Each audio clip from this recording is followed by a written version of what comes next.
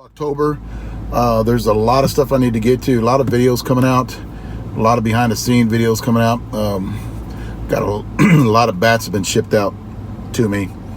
A few bats have been shipped out to me, and that's usually at this end of the year we're kind of winding things down. But since all this COVID stuff is out there, a lot of you guys are chomping at the bit because I get questions every day. A lot of you guys are chomping at the bit to just see reviews and see what's the new things that are coming out. I want to talk about COVID in this video. I don't know if you guys knew this or not, but when we went to Utah, we had some players infected in Utah coming back. One of our players was there, and he had the virus, but he got tested like 3 days before he left, and it came back negative. And then when he got there, he started having symptoms, and then he quarantined himself on Friday and Saturday, and then and Sunday I think he was in the hospital. He'd got pneumonia. So 11 of our players coming back from Utah tested positive for COVID. The only one that is and at this day today, it's in October already. They a lot of the guys are doing good. They had 5 guys non-symptomatic. They have none of the symptoms, but they tested positive, and had 5 guys had sinus infections, throat, nothing into the lungs yet. Tony, the one that actually just today they said he might get out next Tuesday, but he's doing better. He was in a rough spot there for a while because he did get pneumonia when he was there. He's 65, 64, and he got pneumonia when he was there. They fought it. He said great doctors there in Utah, and he'll be released next week. He's actually texting everybody now because there was a time in there where he couldn't get a hold of anybody. I want to talk about Utah Worlds. That was probably, and I talked to Bubba about this the other day when I got back, that was probably one of the best tournaments I've ever played in. It was freaking awesome. The competition for the first time, usually when we would go to Worlds in Vegas and play, everybody, there was all the teams that were in it. They probably had two or three teams that just run away with everything. The other teams didn't look like they wanted to be there, were there. We had everybody in our bracket, everybody in that tournament, 55 major plus, was good. And I don't know why. I don't know. It's because of COVID. They all stayed home, worked out, hit off a tee, hit as much as they could by themselves, and really wanted to go play this tournament. But every team that we played against basically was decided on a coin toss because of who got home and who got visitors, because we just go back and forth. All the games that I watched, back and forth, and then home team would win it in the buffet. That's what I love playing. We lost to Summies. We took second place. We lost to Summies. We were home team in one of the games where we could have won it, and then the next game again, that put us out of the tournament because we were the 2 undefeateds, went against each other, and then we came up and we beat Keller, and then we played Summies again, and again we could have won it in the buffet, and we fell short. Summies is a great team. They hit crucial situations, and almost at the end of those tournaments, who has the healthiest players too, because guys pulling hamstrings. I mean, there was a team out there that was like, oh my God, these guys are just, and they would still play because they had nobody else on the bench that would come in and move them to first base. Guy can't hardly walk, but true warriors, man. I mean, and then Bubba playing in 40s, he said the same thing. Everybody had a badass team. There were a lot of the top guys in conference that are playing there. He said everybody was evenly matched. He's seen a lot of good softball, and that's what I like. I like going to these senior softball tournaments and seeing a lot of good softball. But the main thing about these tournaments is the friendship. And Bubba even said this: there was no bitching, no moaning, no complaining.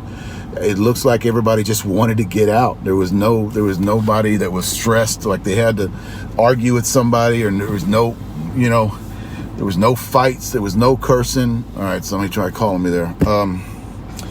Bubba said it was freaking awesome. I mean, everybody got along. Everybody played great softball. and that's the one thing that I like. I like doing it. Like when Summies beat us, I was talking to some of those guys. I said, those are the games, even though we lost, I love playing those games. Those are awesome games. Adrenaline is going the whole time. Talk about the umpires up there. And I have put out videos about umpires at Worlds. When I talk about them, I will say this: the umpiring wasn't as bad as I have seen it in past years. I had trouble with one umpire, and in our last game against Summies, and Summies will even talk about this, is we had one umpire that had a chip on his shoulder, and it was like he wanted to be the man. He wanted to be the boss. So he was yelling at people, and and that's we only had a couple. I don't want to talk too much about this, but we only had a couple of umpires that, what we want as seniors. Everybody's looking at this, right? What we want as seniors is consistency, and I think that was the biggest bitch and moan about our team that we would get mad about, or another team that they would get mad about, is the consistency. If you're going to call a 12.5-foot arc an illegal pitch, then call that 15-foot arc illegal pitch too. So we had a couple of umpires, only a couple, that were not doing that. And so basically we just told them, just be consistent. You're going to call that 12.5-foot an illegal pitch, call the 14-foot illegal pitch. And we did. And that's basically what we want as seniors. We want consistency, so we can adjust. We're not trying to be dicks. It's just so we can adjust. Okay, is that what I'm looking for? Because if the guy's not going to yell strike, the guy's not going to yell illegal pitch, then I've got to hit that pitch. And then we had a few umpires that have the shield over their head, and when they would say illegal pitch, you couldn't hear them. And then we're yelling at them. You didn't say illegal. Yes, I did, but you really can't hear them through the shield. We had one guy that there's a play on me, and I'm not bitching and moaning about it, but it was a tough call. I had a line drive to left fielder in 60s, and a guy come up and he trapped it, came up with it, and umpire called out. But when I went back to argue with the umpire, he's got a shield on. It's got fog all on the inside of it, because he'd been breathing, and it's all dirty. Like, okay, now how the hell can you see that play in the outfield? So those are just little things that we see there. But all in all, guys, the umpires I thought were pretty consistent. Bubba was talking about the umpires in 40s, and he said that you can tell the U-Trip umpires come up in seniors because, everything 10-foot high was an illegal pitch, 11-foot high was an illegal pitch, and all the other ones that were flat were strikes. So, but you can adjust to that. I'd rather hit a flat pitch, guys, than hit a high pitch. And then on ours, they were throwing them to the moon, and they're boom on the plate, strike. So just consistency, and I think we got that this year when it came to this tournament. All in all, I was pleased with the umpires. There was a few you can't count those 2 or 3 and then judge all of the umpires, and we didn't do that. I actually thought the umpiring crew there was pretty good. It just had a couple of them that were like, they really don't know the rules. I had said this on Facebook, and I'm putting it on YouTube. During one of our games, umpire, I was getting my camera ready, and I was getting my live stream. It's hard to do live stream in Utah because of the heat. My phone actually goes into a emergency mode where it's got too much heat up there. I couldn't find anything to shade it, and if I did find something to shade it, I've got it plugged into a battery, and the battery heats the phone up. While I was up there messing with it, and I had my other camera going, well, the umpire calls tournament directors over, and I can hear him, and he goes, "That I don't want him videotaping our games." And I look over, and tournament directors, 2 of them, little guys, and they go, "Him?" And he goes, "Yeah, he put a video out last year about the umpires," and I think it was 2 years ago. I don't think it was last year. And he put a video out about the umpires, and he's ripping on the umpires about how bad they were.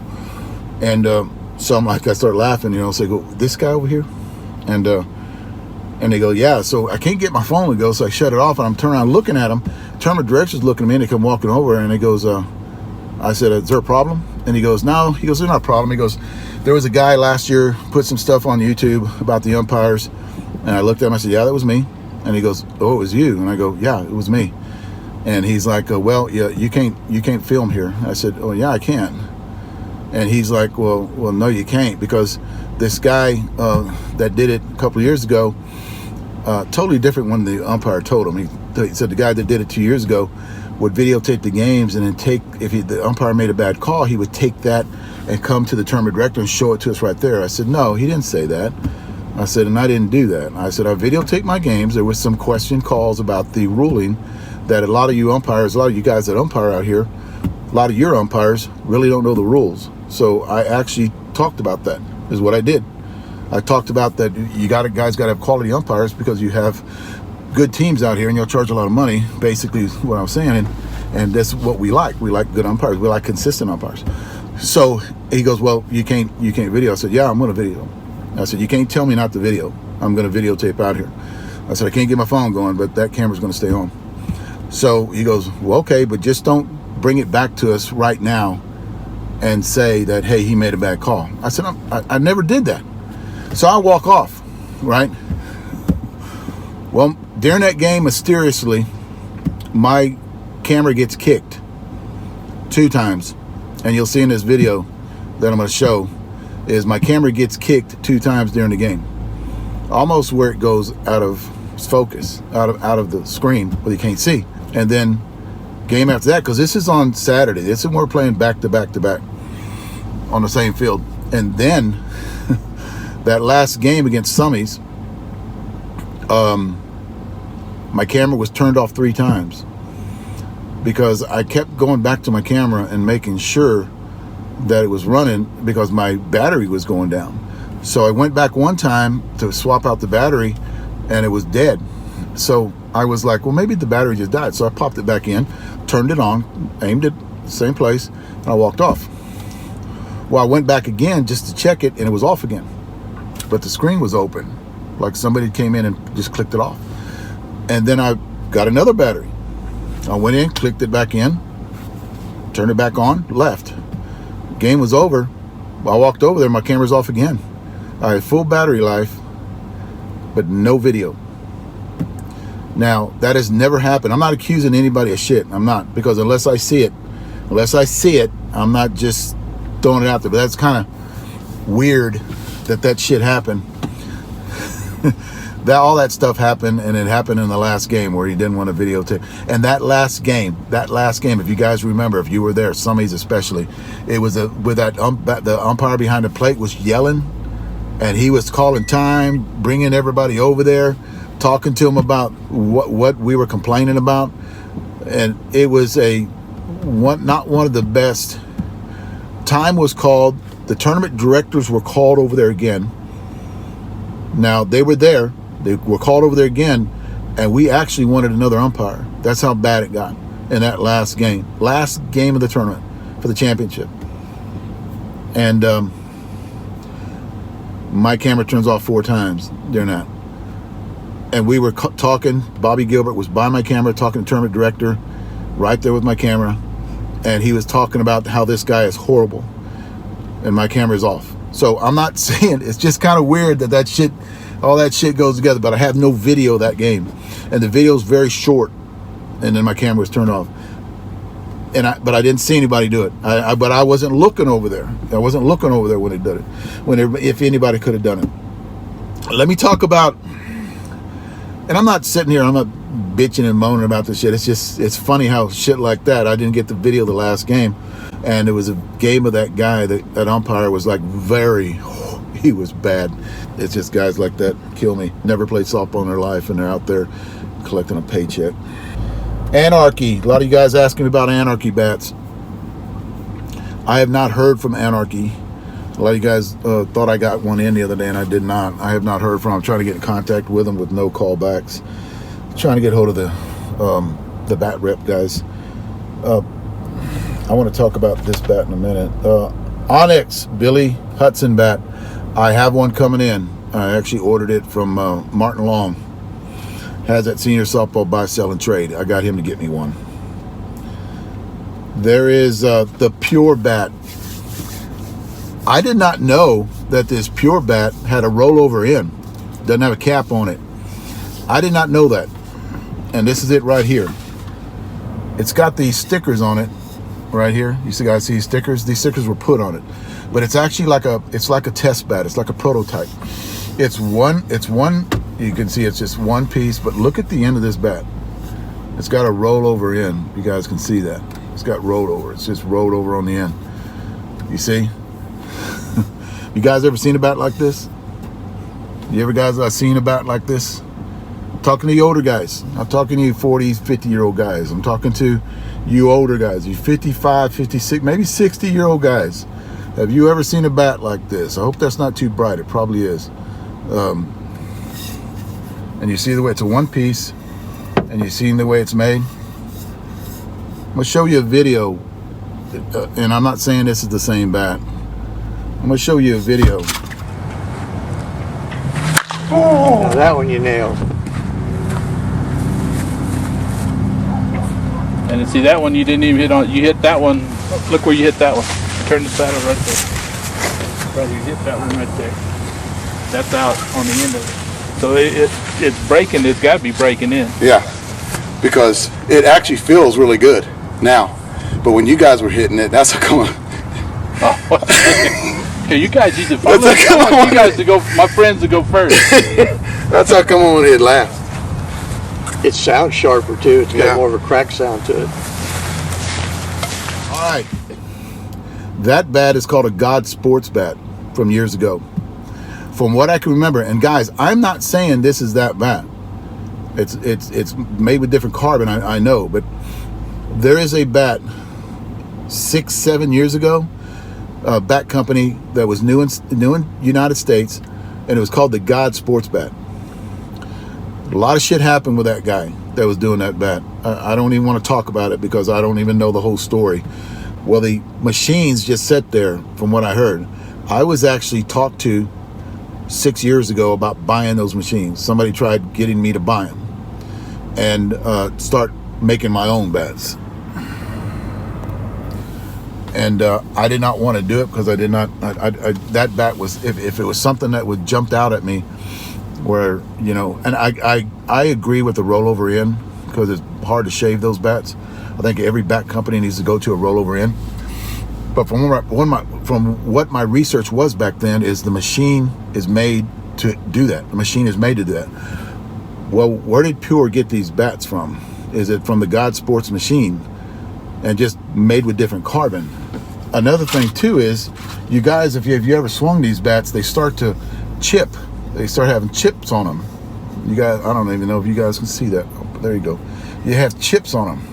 You can see them. That's the same thing that happened to that God Sports Bat. And you'll see right here, there is a huge chip out of there. And I don't know if you look inside there, that's the same material that was in the God Sports Bat, the way it was made. So I'm thinking, this is just me, I don't know or not, but I think that might have been, these bats were probably made on the same machine that was producing those God Sports Bats 6 years ago. And I'm not saying the bats like that bat, I'm just saying they use different material now. So maybe they found out a new material, because material from 6 years ago is different material from now. Talking about carbon, Kevlar, whatever they want to put in there. The rosin looks the same because I'm looking inside there and I can see that rosin. And we hit it the other day. You'll see video of it these next couple of days. I'm putting video out of us hitting with it. It's a little stiff in the barrel. It makes that sound, but it's like swinging. It swings just like the God Sports Bat from 6 years ago. So we'll see. You know, they're supposed to be putting them out next couple of 3 weeks. There's a picture. I'll try to put a picture of it up here, what they're going to look like. And but it looks just like that bat, like it was made on the same machine. That's what I'm thinking. Prodigy. I'm going to put up a video right here of somebody swinging a Prodigy.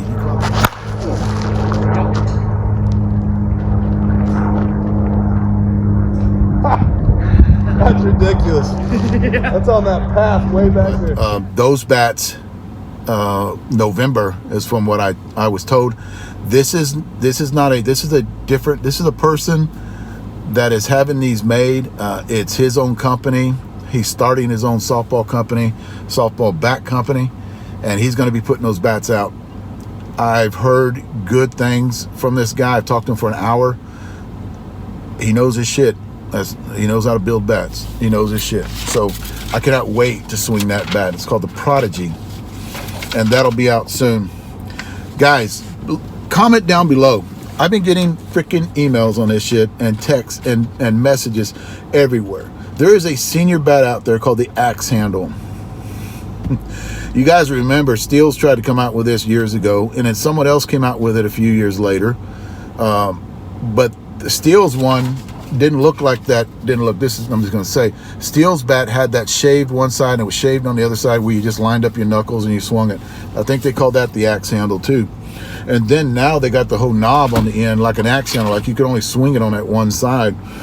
Do you guys want me to do a review on that? It's $220 for that bat. Now that's awfully expensive, in my opinion, for a bat, the axe handle bat. You can only hit it on that one side, so the longevity I don't think is going to be that long. Apparently they beef it up on that one side and have the weight on the other side. Dude, I have no idea unless they get it, crack it, and cut it open. It's basically this bat too. Billy talked to me the other day, and he goes, once we crack it, he's going to cut it open. He's going to split it right down the middle and see how that thing's made. And we did, when we had the God Sports bat, we did split that bat open. So that's going to really tell us where this bat was made. So if you guys want me to do a review on the Axe Handle, I will do that. It's just that when I see shit like that, my brain starts to think about it. Could that work? And I'm not a big fan.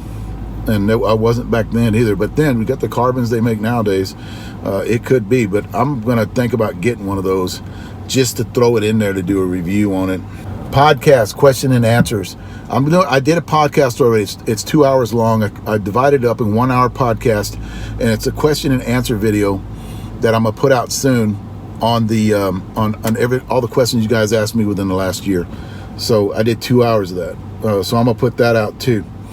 I want to do a video on this, and the reason is because I've been getting phone calls from a lot of the top guys, pros I call them, major plus guys, major guys that are out there that have injuries that want that edge. They want to know what they can take that you cannot buy over the counter, or some places you can, what they can take to heal faster. I have some things that I'm going to put out there, and this is not an information video because I still have that one coming out too. This is if you get a tear, a muscle tear, an injury, joint pain, arthritis, you have, and you can't, what I want to do is, the reason I want to put this video out there, because I want you guys to wait for your surgeries. A lot of guys are getting surgeries, in my opinion, too fast. I think a lot of doctors out there, I'm not saying you guys, but I'm thinking a lot of doctors out there try to push surgeries too soon. If you are, and this is I think I did this in a video the other day, if you guys have an injury, this is away from what I'm going to do. I'm going to tell you guys right now, if you have an injury, please go to a sports doctor. And a prime example is my son broke his leg playing football 2 weeks ago, and it was a scrimmage. He got hit from behind on the back of his heel and broke his leg in 2 spots, tore ligaments. We were in Utah. It's when I was playing in Utah. It was Friday night when I was in Utah. My wife showed up for 12 hours and she had to fly back. Well, what happened was my older son was there. Our older son was there and took him to the hospital, and they wanted to do surgery the next day at the ER. And I was like, that doesn't make sense. But they wanted to cut on him the next day to repair the ligament.